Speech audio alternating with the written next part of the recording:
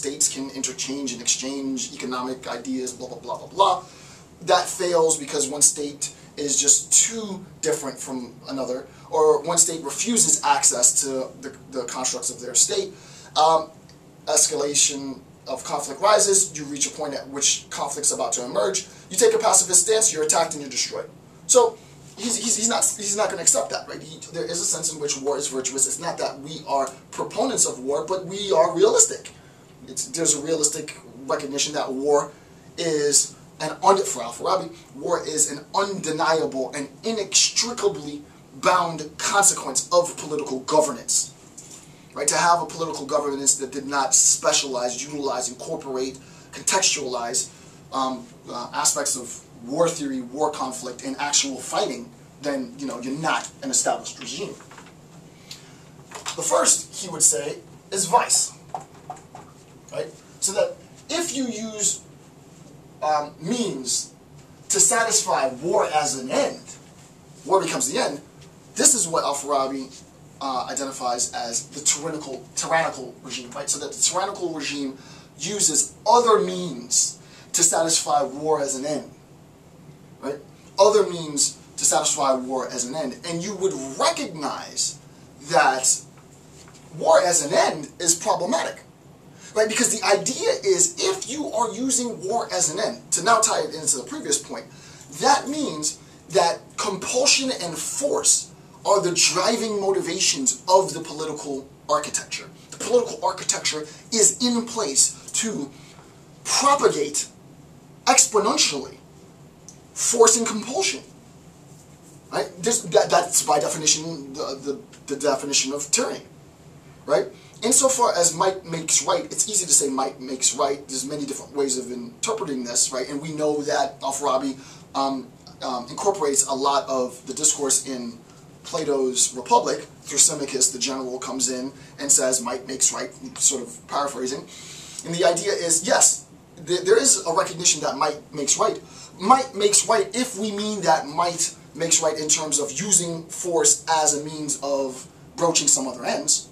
But you could also interpret might makes right in a very tyrannical sense to say that no, might makes right. Everything results, everything culminates, everything, that is, all the actions of the political establishment culminate in the propagation of more and increasing political force. That becomes contentious, that becomes problematic, and you can imagine that there is a likelihood, an increased likelihood, to escalate conflict in one than it is two. Why? Because, as we said before, the role of the type 1 educator. The role of the type 1 educator takes primacy, right? The role of the type 1 educator takes primacy because the end isn't war, the end is something else. Happiness, honor, prestige, money, wealth, what have you, right? That's the end. And as in a contemporary setting, everybody would say, oh, money is the worst thing to posit as an end for the political regime. You have no idea, right? Americans might say that. People in Europe and Central Europe know better than that, right? Money, there's that old cliche sort of saying that, and I have to be careful because I don't want to offend people, but so I apologize for that. Actually, I'm not even going to say what I was going to say because then I would have said it, so I'm not going to say it.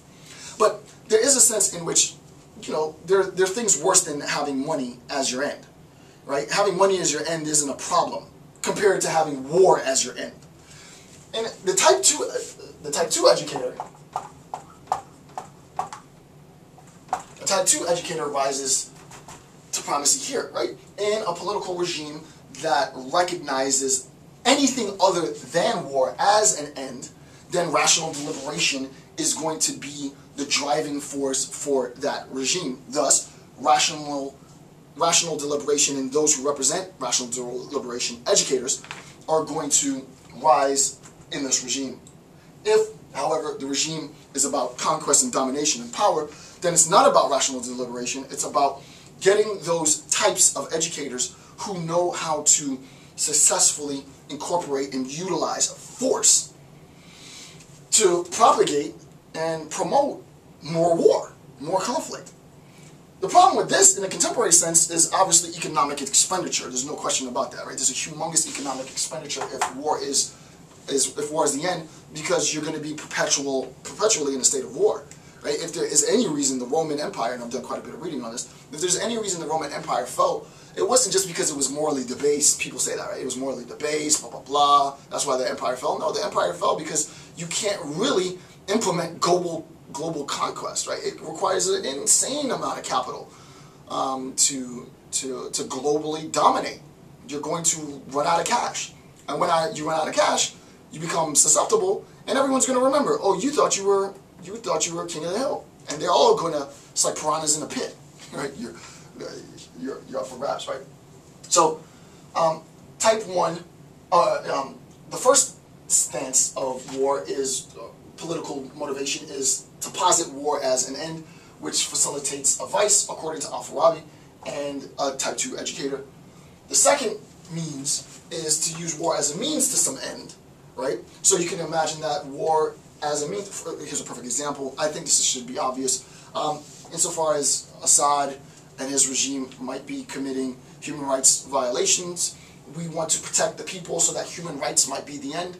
And it's sort of interesting to recognize that you can be a humanitarian, and people don't recognize this, right? But it's true. This is definitely contentious. But you can be a humanitarian and human rights activist and also support the use of systemic violence, direct violence, right? To kill those individuals who otherwise won't be susceptible to reason, right? You can, and this is precisely why I say there's a conflation. I don't mean to separate it this grossly, right? We do recognize that type 1 educators, as individuals, as I said before, can be type 2 and vice versa, but grossly speaking, this is sort of the demarcation. Return to it, again, now we can get really deep, and then I'm going to have to pause because I'm going to have a few minutes before I run out of battery. Now I'm going to read it a little bit faster, but fill in the blanks. And actually I'm going to use red. I think this is very important section. War. Conquest, the overpowering enslavement of others, and tyranny over them is one of the supreme ends pursued by men. It gives a tyrannical regime in which men order the regimes with the main purpose of enslaving each other or other regimes, right? So that this is the tyrannical regime, right? This is what he says. He says, what did he say? It gives the tyrannical regime, right? There is a sense of the tyrannical regime, T-Y-R-E-N-N-I-C-A-L.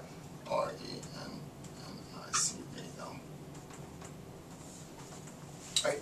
The tyrannical regime used various means to arrive at war as an end state.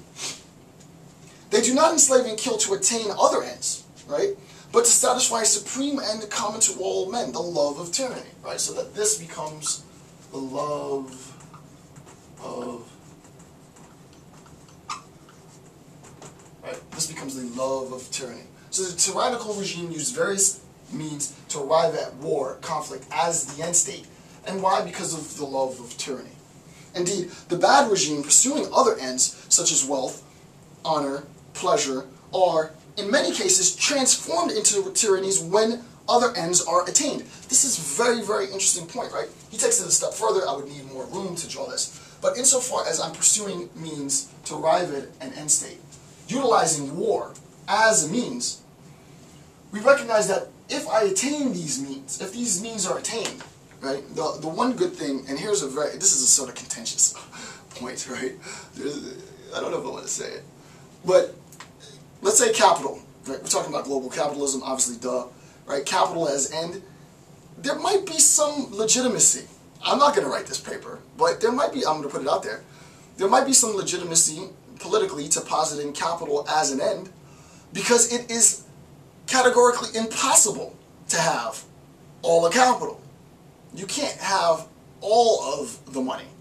You can have a whole ton of it. So the idea that you're pursuing greater expenditure of money, greater sort of greater consolidation of the money in enormous repositories of cash means that you can never really satisfy the condition. You can never really satisfy the condition, which would thereby deny an attempt to revert to a tyrannical regime, because you're always in the pursuit of capital.